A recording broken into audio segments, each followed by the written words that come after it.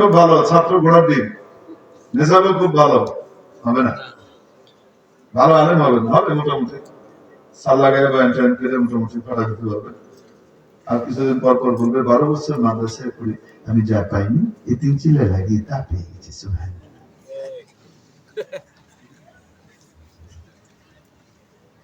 এই টাইপের বেকার কথা বলবে, আর সামনে জেনারেল লাইনের ভাইগুলার মাথা নষ্ট করে তারা মনে করবে এই দাওয়াতের মেহনতি একমাত্র জান্নাতে নিবি, এইটাই ইমানের পথ, এছাড়া মনে হয় ইমানের আর কোনো পথ নেই। এই টাইপের গোমরাহি গুলা, এই থার্ড ক্লাস টাইপের লোকগুলা যখন সাল লাগায় গিয়ে যখন জেনারেল লাইনের মানুষের সামনে এই কথাগুলো বলে, তারা এরকম 12 বছরে যাবে 4 মাসে যাবে।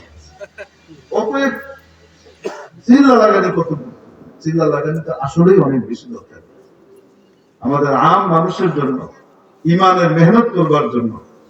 দাওয়াত ও তাবলীগের মেহনত বহুত বড় নিয়ামত আল্লাহর পক্ষ থেকে, কিন্তু এইটাই দিনের একমাত্র পথ, ঈমান হাসিলের একমাত্র পথ, আর কোনো পথ নাই। তাহলে তাবলীগ তো 100 বছর আগে মেহনত শুরু হয়েছে, তার আগ পর্যন্ত কি সবাই বেঈমানি ছিল, ঈমান পাকে নাই? কি মনে হয় আপনার? এই জন্য এই সমস্ত চিন্তা চেতনাকে কি করতে হবে? সহি করতে হবে।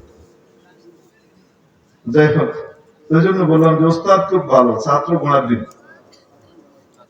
নেশাবও খুব ভালো, ওই যে এই টাইপের 12 বছরে যা পায়নি সে এনে এসে তা পেয়ে গেছে। এই বায়ান দেয়, আর সামনে যারা বসে তারা মনে করে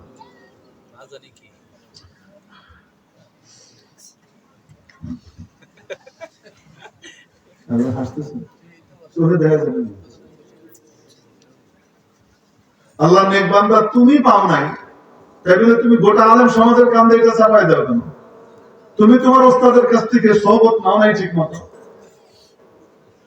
তুমি এটা গোটা আলেম সমাজের কান্দে কেন চাপাই দাও? তো মনে করতেছে এমনি লাইনে যারা মেহনত করে তাদের মনে হয় তেমন কিছু। আল্লাহ পাক আমাদেরকে এই সমস্ত প্রান্তিক কথাবার্তা গুলো বলবার থেকে হেফাজত করেন। আমি